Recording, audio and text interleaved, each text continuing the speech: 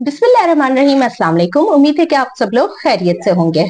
आज मैं आप लोगों के लिए लाई हूँ बहुत ही हट हराम किस्म की रेसिपी, यानी उसमें कुछ खास नहीं करना पड़ेगा लेकिन चीज भी बन जाएगी, वाह वाह भी हो जाएगी और मजे की भी चीज होगी।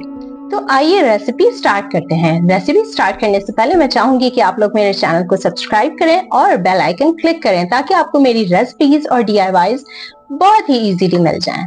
तो आज मैं आप लोगों को बताने जा रही हूँ पफ पेस्ट्री से 3 डिफरेंट रेसिपीज जो कि बहुत इजीली भी बन जाएंगी, उसमें कुछ खास करना भी नहीं पड़ेगा और ये रेसिपी भी मार्केट पॉट है। अगर आप ये रेसिपी देख रहे हैं तो इसका मतलब है कि पफ पेस्ट्री जहां से मैंने मंगवाई थी वो कामयाब गई है, और अगर कामयाब गई है तो जाहिर सी बात है मैंने नीचे उसका लिंक शेयर कर दिया है, और अगर ये कामयाब नहीं गई तो ऑब्वियसली ये रेसिपी कभी यूट्यूब पर नजर ही नहीं आएगी।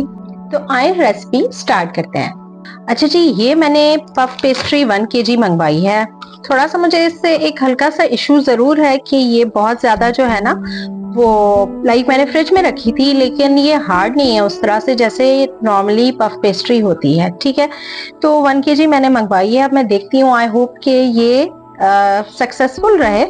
ठीक है, थोड़ी कुछ ज्यादा ही सॉफ्ट है, और क्योंकि पफ पेस्ट्री बनती बहुत सारे बटर से है तो गर्मियों में तो समझ आती है अगर ये सॉफ्ट हो, लेकिन अगर ये फ्रिज में पड़ी हुई थी और ये सॉफ्ट है तो मैं थोड़ी सी परेशान हूँ, लेकिन आई होप कि बन जाए। नॉर्मली ये होता है कि मैं यहाँ से ना पफ पेस्ट्री की जो है वो खोल लेती हूँ। ठीक है, शीट को खोल लेती हूँ और फिर उसमें से कटिंग करके और जो है वो बेलती हूँ, लेकिन क्योंकि इसमें थोड़ा सा प्रॉब्लम आ रहा है तो मैं इस तरह का मतलब ये खुल नहीं पाएगी मुझे लग रहा है, तो मैं इसी को बेलूंगी इसमें से, बल्कि मैं बेले बगैर एक पीस काट लूंगी और फिर उससे जो है वो मैं अपनी चीज बनाऊंगी जो भी मैंने आपको बतानी है।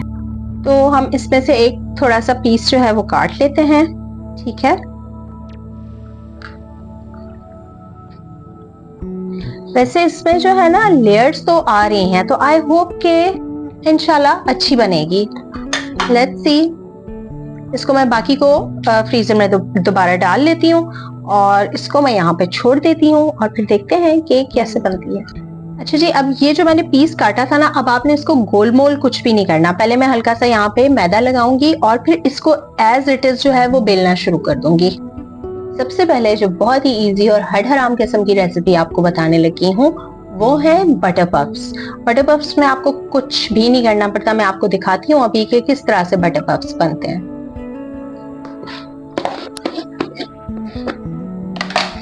ये हमने बहुत स्लाइट सा जो है वो मैदा लेके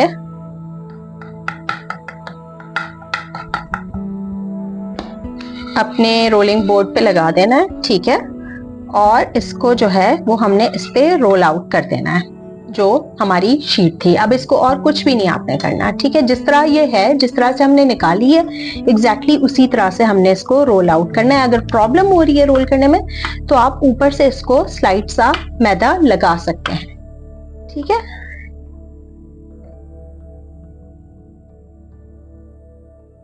बहुत हल्का सा मैदा, ज्यादा नहीं लगाना क्योंकि वरना फिर उसका जो बटर है ना वो अफेक्ट होता है। कम से कम मैं वैसे जो बनाती हूँ।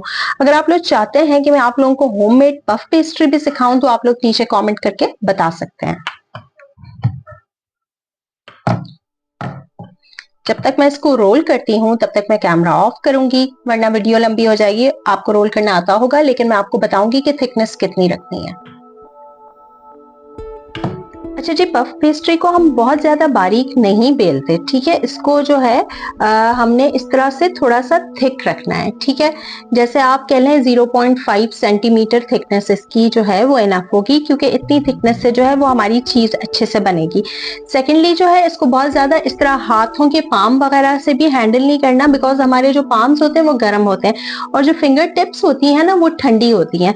तो पफ पेस्ट्री के लिए हमें सारा ठंडा एनवायरनमेंट चाहिए होता है, यानी ये फ्रिज में रहती है, फ्रिज से निकलती है, फ्रिज में जाती है, बिल्कुल आखिरी चीज होती है जब ये अवन में जाती है।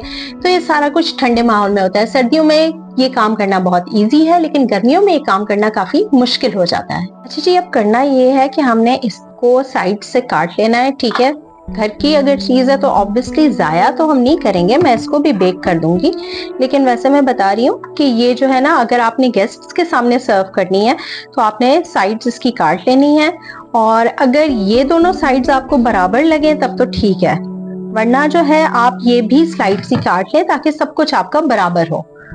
तो यहाँ से भी हम इसको काट लेंगे हल्का सा। अच्छा, शार्प नाइफ यूज करनी है आपने, ठीक है, उससे जो है वो आपकी चीज जो है वो बुरी या रफ नहीं लगेगी, ठीक, एटलीस्ट जितनी पॉसिबिलिटी हो, क्योंकि इवेंचुअली जब ये बेक होती है तो ये अच्छी ही दिखती है। इसको भी हम साइड पे कर लेते हैं। और मैं यही मशवरा दूंगी कि जाया आपने कुछ नहीं करना, बिकॉज पफ पेस्ट्री भी आपने अगर पैसे से नहीं भी खरीदी है तो भी ये आपने काफी मेहनत से बनाई होती है, इसमें अच्छी खासी मेहनत लगती है। तकरीबन 9 to 10 राउंड्स लगते हैं इसको बेलने के, तब जाके पफ पेस्ट्री बनती है। इसमें अच्छा खासा जो है वो बटर या मार्जरीन, घी वगैरह ऐड होता है, जो भी चीज आप ऐड करें, और फिर जो है ये पफ पेस्ट्री बनती है। तो इसको बहुत एहतियात से ये इस तरह से मैंने तकरीबन बराबर कर लिया है जितना मेरे से पॉसिबल हो सका। और अब जो है वो इसको मैं डिफरेंट उसमें काट दूंगी, लेकिन मैं सोच रही हूँ मिडिल से स्टार्ट करूँ, ठीक है। तो मैं इसके स्क्वायर्स काटूंगी। अभी हम बनाने लगे हैं बटर पफ्स, तो जितना पॉसिबल होगा हम इक्वल जो साइज होगा इसका पफ्स का वो काटेंगे। स्क्वायर्स में हमने काटना है, ठीक है।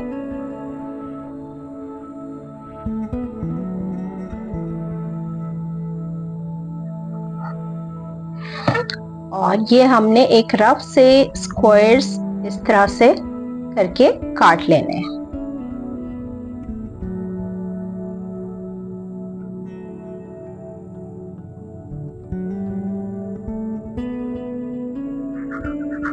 ये वाले फिर भी बेहतर बने, यहाँ पे थोड़े से लंबे छोटे हो गए। Anyway, no issue. अब इसको जो है वो मैं एक अदर ट्रे में फैला दूंगी। इसको पहले लेकिन अच्छी तरह से काट लेना है, कुछ रह ना जाए, ठीक है।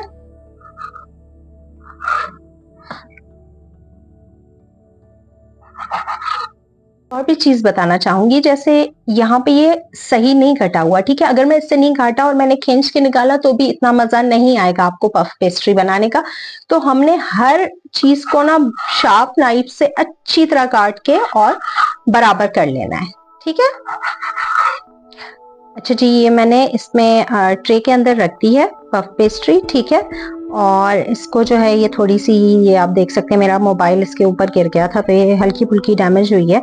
अच्छा खैर, और वो जो पीसेस थे ना इस तरह के, ये भी मैंने इसमें रख दिए हैं जो बच गए थे। और ये अभी मैं रखने जा रही हूँ फ्रीजर के अंदर, और तकरीबन जो है वो 15 से 20 मिनट के लिए इसको मैं फ्रीजर में रखूंगी और उसके बाद इसको बेक करूंगी। बेक करने के लिए अवन को मैंने पहले ही प्री हीट कर दिया है, तो अवन को 180 डिग्रीज पे प्री हीट करें, 180 to 200 डिग्रीज पे, ठीक है। लेकिन बेकिंग आपने करनी है 180 डिग्रीज पे। और उसके बाद जो है इसको मैं आपको बताऊंगी कि किस तरह से बेक करना है। तो फिलहाल मैं इसको रखने जा रही हूँ फ्रीजर के अंदर। जी, अब मैं आपको जल्दी से ग्लेज बनाने का तरीका सिखा देती हूँ। ग्लेज वो होता है जो हम लोग ऊपर से ब्रश करते हैं ताकि हमारी कोई भी चीज, पाइज होती हैं, कभी कभार टार्ट्स होती हैं, कुकीज होते हैं एट टाइम्स, और स्पेशली ये पफ पेस्ट्री में यूज होता है। ऊपर से ब्रश जब हम करते हैं तो वो स्लाइड सा जो ब्राउन टच आता है ना, ब्रेड्स में भी हम लोग यही ऊपर से ब्रश करते हैं। तो वैसे तो ग्लेज की रेसिपीज और भी होती होंगी, लेकिन मैं यूजुअली ये वाली रेसिपी यूज करती हूँ, तो मैं आपको दिखा देती हूँ। तो सबसे पहले जो है इसमें मैंने डालना है एक अदद अंडा,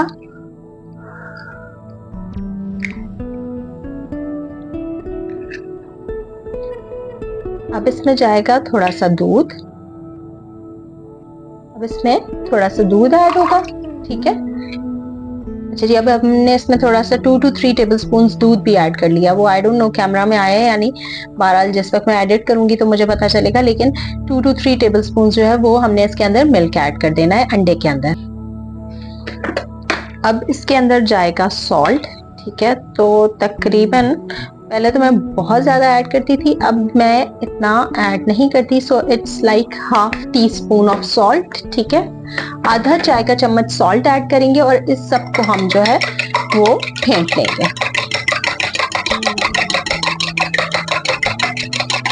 तो ये रेडी हो गया हमारा ग्लेज, ठीक है। और अब हम इसको जो है वो अपनी जो पफ पेस्ट्री है, जो हमने बटर पफ्स बनाए उसके ऊपर जो है वो हम ब्रश कर लेंगे। अच्छा जी, अब ये जो है हमारा पफ पेस्ट्री मैंने फ्रीजर से निकाली है, बड़ी परफेक्ट हुई हुई है। ठीक है, अब ये इस तरह ना तकरीबन जम सी जाती है। क्यों जम सी जाती है? बिकॉज इसके अंदर बटर पड़ा हुआ था। ठीक है, और बटर आपको पता है बहुत जल्दी जमता है और बहुत ही जल्दी जो है वो मेल्ट भी हो सकता है। तो अब हम अपनी जो पफ पेस्ट्री है उसके ऊपर, बटर पफ्स के ऊपर जो है वो हम लगा देंगे, ग्लेज कर देंगे इससे, जो हमने अभी ग्लेज बनाना सीखा एग का। ठीक है, और उसके बाद हम इसको बेक करेंगे फॉर अबाउट 20 to 25 मिनट्स। ठीक है, तो ये मैं इसको ग्लेज कर देती हूँ। और फिर जो है ये बेचारी डैमेज हो गई थी जो फोन गिरने से। वैसे फोन गिरने से बाकियों की भी हालत थोड़ी हुई थी उल्टी सीधी, लेकिन चले बचत हो गई। तो इसको ग्लेज करके फिर मैं आपको दिखाती हूँ। इसका ध्यान रखना है बिकॉज मैं कैमरा को भी देख रही हूँ और साथ में कर रही हूँ, तो ये इस तरह गिर रहे हैं। कोशिश करें कि ये ना गिरे, फिर ये जम जाते हैं, ब्राउन हो जाते हैं, गंदा हो जाता है आपका। ठीक है, तो ये मैं अभी आपको करके फाइनल और दिखाती हूँ कि अब ये ग्लेज करने के बाद मैंने इनको अवन में डाल देना है, और अवन से निकालने के बाद आपको फाइनल लुक दिखाती हूँ। हो गई है, अब हम इसको बेक करने लगे। अच्छा जी, अब ऐसा है कि ये बटर पफ्स को जो है ना वो मैं अवन में डाल चुकी हूँ। और आपको दोबारा याद दिलाती चलूं कि इसके लिए मैंने अवन को प्री हीट किया है, पहले से गर्म किया है। अगर आपका अवन पहले से बकायदा गर्म नहीं होगा तो आपकी कोई भी चीज अच्छे से बेक नहीं होगी। सो जिनका बेकिंग का फर्स्ट टाइम है या बेकिंग स्टार्ट कर रहे हैं, बिगनर्स हैं, उनके लिए ये जरूरी है कि अवन प्री हीट होगा ही होगा। जैसे एग्जाम्स में नहीं होता कि क्वेश्चन नंबर 1 इज कंपल्सरी, तो बिल्कुल उसी तरह से अवन प्री हीट करना है, इस कंपल्सरी। तो अब आपने देखा होगा कि पफ पेस्ट्री का जो रूल होता है वो होता है तेज ठंडी पफ पेस्ट्री जो है वो तेज गर्म अवन में जाती है। तो इस वक्त हमने यही किया है। अच्छा जी, जब तक जो है वो बटर पफ्स बन रहे हैं अवन के अंदर, तो तब तक मैं बनाने लगी हूँ स्वीट पफ्स। ठीक है, तो ये भी बहुत ही इजी, बहुत ही कामचोर किस्म की रेसिपी है। तो ये मैं अभी आपको जल्दी से दिखाती हूँ। मैंने उसी तरह से जो है वो थोड़ी सी पीस ले लिया है, थोड़ा सा पफ पेस्ट्री में से, और इसको मैं बेल लूंगी। आई थिंक यहाँ तक का स्टेप जो है वो सबको क्लियर हो चुका होगा। ये करने के बाद ना, बेलने के बाद मैं आपको दिखाऊंगी कि आगे इसके साथ क्या करना है। ठीक है, ये करेंगे कि इसके लिए हम थोड़े से लॉन्ग जो है ना वो स्टिक्स काटेंगे। मैं ऊपर और नीचे से इतना नहीं काट रही, हाँ साइड से इसको जरूरत पड़ेगी कटने की, लेकिन आई डोंट थिंक कि अभी यहाँ से और यहाँ से जरूरत है। तो मैं आप लोगों को दिखा देती हूँ कि हमने सिंपल एक लंबी स्ट्रिप काटनी है, लेकिन थोड़ी मोटी। ठीक है, इस तरह से। ऑब्वियसली वो तो आपकी मर्जी है कि आपके जहन में अगर कुछ और तरीके से आप करना चाह रहे हैं। अच्छा, आप देख रहे होंगे ज्यादातर काम मैं छुरी से कर रही हूँ। अगर मैं कटर से करती तो जो बच जाता वो आप दोबारा मिक्स करके नहीं बना सकते, बिकॉज उससे आपका पफ नहीं बनेगा। ठीक है, तो वो आप वैसे ही डाल, आपने पीछे भी देखा कि मैंने जो बच गए थे ना पीसेस, वो एज इट इज ही डाल दिए थे ताकि वो जाया ना हो। तो ये हम बना लेंगे शुगर पफ्स के लिए। ठीक है, मुझे लगता है 4 तो इससे इजीली हो जाएंगी, यानी एक ही उस शेप की। लेकिन उसके बाद वाला जो है ना वो थोड़ी छोटी बनेंगी। कोई बात नहीं, छोटी भी कर लेंगे। ठीक है, काटने अच्छी तरह से, शार्प नाइफ पकड़नी है, बहुत एहतियात से आपने काटना है।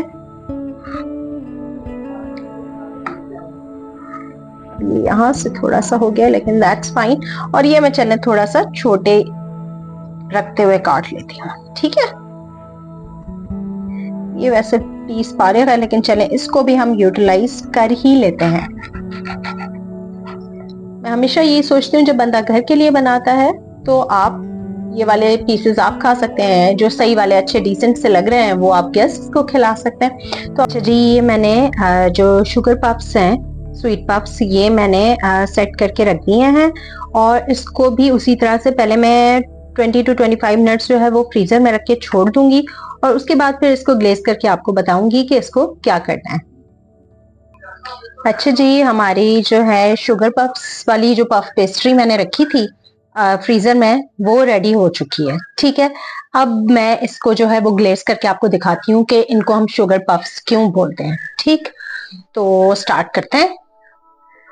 अच्छा जी, अब जैसे कि मैंने आपको पहले बताया, हम लोग बिल्कुल उसी तरह से जो है वो सबसे पहले तो ग्लेज करेंगे। ठीक है, तो हमने सारे जो हमारे पास ये हमने जो स्ट्रिप्स काट के रखी हुई हैं, इन सबको हम ग्लेज कर लेंगे एक दफा।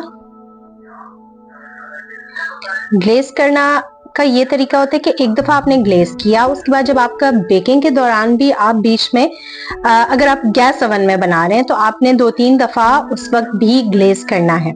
लेकिन if you are using electric oven, ठीक है ना, जब आप इलेक्ट्रिक ओवन यूज करें तो आपको फिर बार बार ग्लेज करने की जरूरत नहीं पड़ती, बिकॉज उसमें यूजुअली ब्राउनर होता है, यानी ऊपर से जो है वो ऊपर का अगर आप रॉड ऑन कर देंगे और साथ में अगर आपका स्पेशली कन्वेक्शन ओवन है ना, तो ये वाला मसला ही नहीं होता। एक तो हर तरफ से अच्छे से हीट जाती है और दूसरे वो इजीली ऊपर से ब्राउन हो जाते हैं जब आप ऊपर वाला रॉड ऑन करते हैं इलेक्ट्रिक ओवन में। लेकिन क्योंकि जो गैस ओवन होता है उसका ग्रिलर बिल्कुल अलग ऊपर होता है, यानी आप एक ही टाइम पे ग्रिलर और नीचे का ओवन ऑन नहीं कर सकते इकट्ठा। इस वजह से जो है वो हमें 3-4 दफा ग्लेज करना पड़ता है ड्यूरिंग बेकिंग, बीच में बेकिंग के दौरान, ताकि जो है ये अच्छी तरह से ब्राउन हो जाए। Brown means slightly golden type. ठीक है, अब मैंने सबको ग्लेज कर लिया है। अब मैं आपको बताती हूँ आपने क्या लेना है। आपने लेनी है ग्रैन्युलेटेड शुगर, यानी जो नॉर्मल शुगर होती है जिसके ग्रैन्युअल्स होते हैं सॉरी, ये वाली शुगर जो नॉर्मल शुगर होती है, ठीक है, ये आपने लेनी है और ये इसके ऊपर आपने डाल देनी है। एक सेकेंड,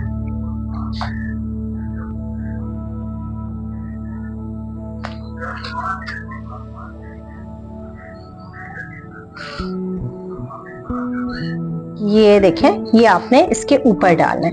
इसलिए अब हमने अच्छी तरह से इनको ग्लेज करने के बाद इनके ऊपर शुगर लगा दी है। अब मैं इसको दोबारा जो है वो 5 to 10 मिनट्स के लिए दोबारा से फ्रीजर में रख दूंगी। उसका रीजन ये है क्योंकि किचन का एनवायरनमेंट ओवन ऑन होने की वजह से काफी गर्म है, हालांकि बहुत ज्यादा सर्दी है, लेकिन इसके बावजूद भी इसको मैं 10 मिनट्स और फ्रीजर में रखूंगी और फिर फ्रीजर से निकाल के मैंने इसको डायरेक्ट जो है वो ओवन में बेक करना है तकरीबन 25 to 30 मिनट्स के लिए। लेकिन अगेन डिपेंड करता है कि आप इलेक्ट्रिक ओवन यूज करें या गैस ओवन। मेरा गैस ओवन है तो मैं तकरीबन इसको 30 मिनट्स के लिए जो है वो बेक करूंगी एट 180 डिग्री। अच्छा जी, शुगर पफ्स को तो मैंने जो है वो फ्रीजर में डाल दिया है। ये भी मैं दिखा दूं, वो जो मैंने ना फर्स्ट वाले में शेप्स काटी, फर्स्ट वाली हमारी जो बटर पफ्स है ना वो बन के आ गई हैं, लेकिन मैं आपको एंड पे दिखाऊंगी। तो वो जो अजीब अजीब शेप्स डाली थी ना वो मैंने एक्चुअली इसीलिए डाली थी ताकि मैं आराम से खा सकूं। तो ये है कि जब तक शुगर पफ्स जो है वो फ्रीज होंगी, ओवन में जाएंगी, तो वो तो आपको पता है कि ये होगा। आपको तो अब फाइनल लुक दिखानी है इंशाल्लाह।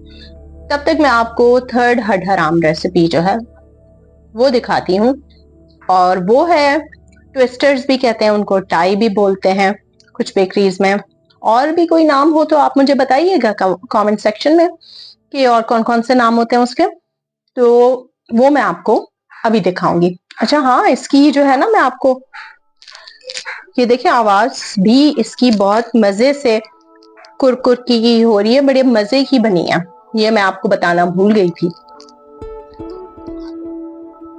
आई डोंट नो आपको सुनाई दे रही है या नहीं, मैं कोशिश तो करी हूँ माइक के पास लाके और आपको सुनवाऊं। चलो, फाइनल तो मैंने आपको दिखाना ही है, तो उसमें देख लेंगे। अच्छा जी, अब हम अपनी फाइनल रेसिपी की तरफ आ जाते हैं और वो है ट्विस्टर्स। ठीक है, तो ट्विस्टर्स जो है वो मैं उसी तरह से, फर्स्ट स्टेप है कि हमने सबसे पहले एक पीस निकाल लेना है पफ पेस्ट्री में से, इसको बेल लेना है और फिर मैं आगे आपको बताऊंगी कि इससे हमने कैसे ट्विस्टर्स बनाने। तो क्योंकि आपने फर्स्ट 2 स्टेप्स देखे हुए हैं, यानी किस तरह से काटा है और किस तरह से बेला है, तो अब मैं आपको नेक्स्ट स्टेप से दिखाऊंगी कि क्या हमने करना है इनको ट्विस्टर्स बनाने के लिए। अच्छा जी, मुझे ख्याल आया कि मैंने आप लोगों को एक चीज नहीं बताई पफ पेस्ट्री के बारे में। जब हमने पीस हम काट लेते हैं पफ पेस्ट्री का, तो इस फॉर्म में, सीधे फॉर्म में आता है और लेयर्स जो है वो साइड पे आ जाती हैं। आपने कभी भी ये नहीं करना, आपने जो बेलना है ना वो इस तरह से बेलना है, ठीक है, ऊपर से बेलना है, इस तरह से बेलना है। आप कभी भी इसको साइड पे ले जाके नहीं बेलेंगे, वरना आपके पफ्स नहीं बनेंगे, क्योंकि जब आपने वो लेयर्स ही बेल ली तो फिर तो आपके पफ्स नहीं बनेंगे। इस तरह से हम इसको बेलेंगे, ठीक है। ताकि जो है वो हमारे पफ्स, ये जब फूलेगी ना तो ये ऊपर की तरफ उठेगी और जो हमने हमारी लेयर्स है ना वो डिवाइड होती हैं। तो ये मैंने कहा आपको बता दूं, ये ना हो कि आप लोग ये मिस्टेक कर लें। अच्छा जी, अब जो है इसको हम उसी तरह से साइड्स जो है वो काट लेंगे स्लाइड सी, ठीक है। अभी आपकी मर्जी है, अगर आप कम ट्विस्टर्स बनाना चाह रहे हैं तो आप इस तरह से भी शेप काट सकते हैं, लेकिन मैं छोटे ट्विस्टर्स बनाना चाह रही हूँ, ठीक है। तो ये भी स्लाइड सा हम लोग काट लेंगे दोनों साइड्स, ठीक है। और ये ठीक है। अब जो है ये मैं उसी तरह से स्ट्रिप्स काटूंगी जैसे मैंने पहले काटी थी जो शुगर पफ्स के लिए, लेकिन ये थोड़ी सी उससे भी बारीक होंगी और मोटाई मैंने जो थिकनेस है ना वो थोड़ी सी ज्यादा रखी है। लाइक अगर वो पहले मैं 0.5 सेंटीमीटर रख रही थी तो ये तकरीबन 0.75 सेंटीमीटर है, ठीक है। तो ये मैं इस तरह से स्ट्रिप्स काट लूंगी।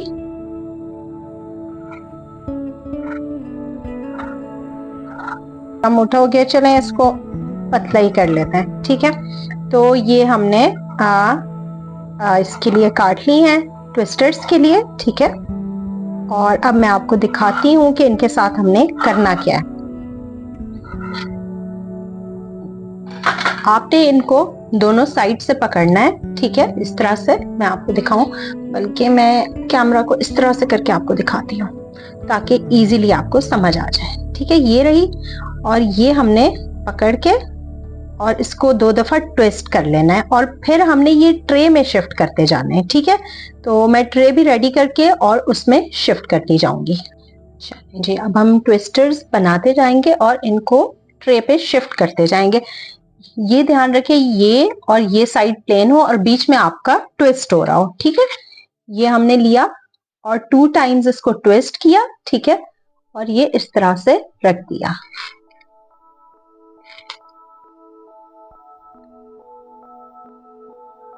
ठीक। अच्छा जी, आप देख रहे हैं मैंने बहुत सारे ट्विस्टर्स बना लिए हैं। जो ऊपर वाली लाइन थी वो मैंने आपके सामने बनाई थी, नीचे वाली जो है वो मैंने आपके पीठ पीछे बनाई है। और ये मैंने ये किया है कि इनको थोड़ा सा मैंने पतली स्ट्रिप्स रखी थी, बिकॉज आपको याद होगा कि फर्स्ट वाले बैच में हमने 2 को पतला रखा था, मुझे वो ज्यादा प्यारी लग रही थी तो मैंने थोड़ी सी पतली कर दी ताकि जो है इनका शेप ज्यादा अच्छा है। और अगर आपको ना थोड़ी क्रिस्पी टाइप की पसंद है ना तो ये मुझे लगता है जो छोटी होती हैं वो थोड़ी सी ज्यादा क्रिस्पी हो जाती हैं, लेकिन अब ये भी ना हो कि ब्राउनी बिल्कुल ही गायब हो जाए। एनीवे, ठीक है। अब नेक्स्ट स्टेप हमारा अगेन ग्लेजिंग ही है, ठीक है।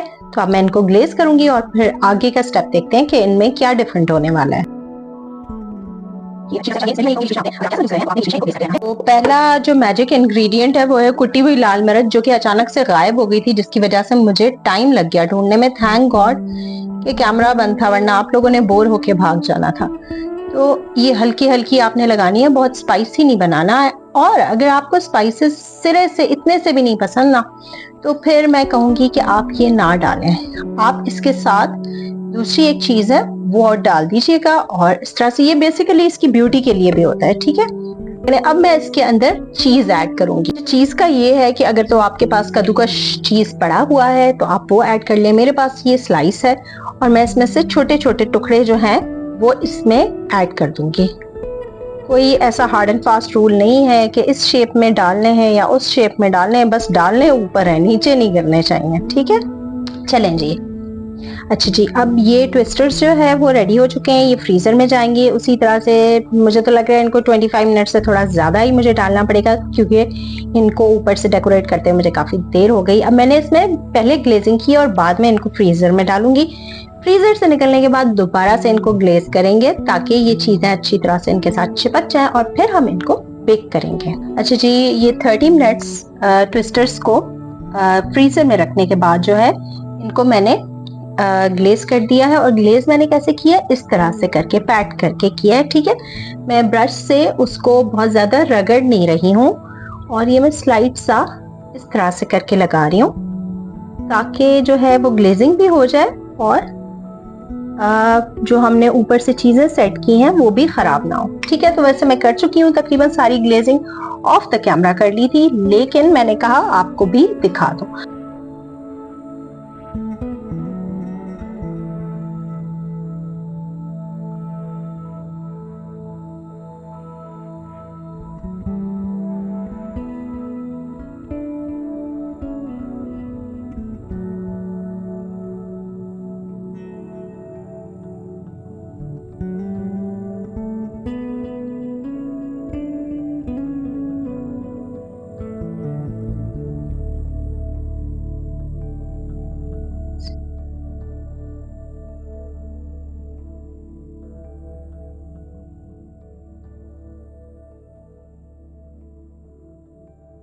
अच्छा जी, हमारी तीनों चीज़ें बन चुकी हैं। ये हैं बटर पफ्स, इसके बहुत मज़े की लेयर्स आई हुई हैं।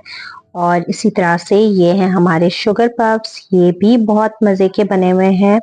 और ये आप करीब से देख लें कि ये जो क्रिस्टल्स हैं ना, जो हमने शुगर डाली थी ग्रैन्युलेटेड, तो ये देखें किस तरह से शाइन कर रही है।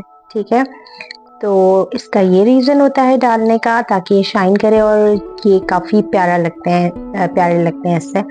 और ये हो गए हमारे ट्विस्टर्स, जिनमें चीज़ जो है वो अच्छी तरह मेल्ट हो चुका है, कहीं-कहीं से क्रिस्प हो चुका है। जो ब्राउन चीज़ है, जो आपको लाइट लाइट सा ब्राउन नज़र आ रहा है, वो इसके अंदर चीज़ है। और साथ में जो है आप देख सकते हैं कि कितने मज़े के और कितने प्यारे लग रहे हैं। उम्मीद है कि आपको तीनों recipes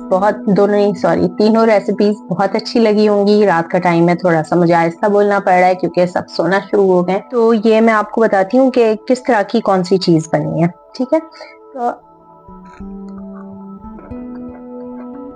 first of all butter puffs बहुत मज़े के हैं, बहुत क्रिस्पी हैं। अच्छा, एक बात याद रखिएगा कि जब आपके बेक हो जाएँ तो आपने फटाफट से जो है वो उनको खाएँगे या चेक करेंगे ना, तो वो कभी भी क्रिस्पी नहीं होंगे। थोड़ी देर ठंडा होने का टाइम देना है और उसके बाद आपने जो है वो खाने के लिए रेडी हो जाएँगे, क्रिस्पी हो जाएँगे।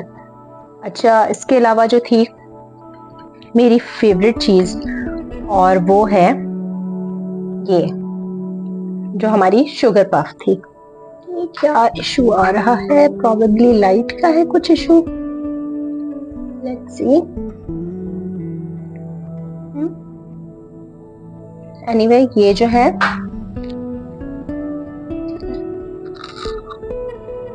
मैं इसकी क्रिस्पीनेस की आवाज आ रही है, इतना मजा आ रहा है। ऊपर से शुगर है, नीचे से वो नमकीन है, बिकॉज पफ पेस्ट्री नमकीन है। It's amazing. अब हम एक ट्विस्टर भी ट्राई करेंगे। ये वाला करूंगी, ठीक है।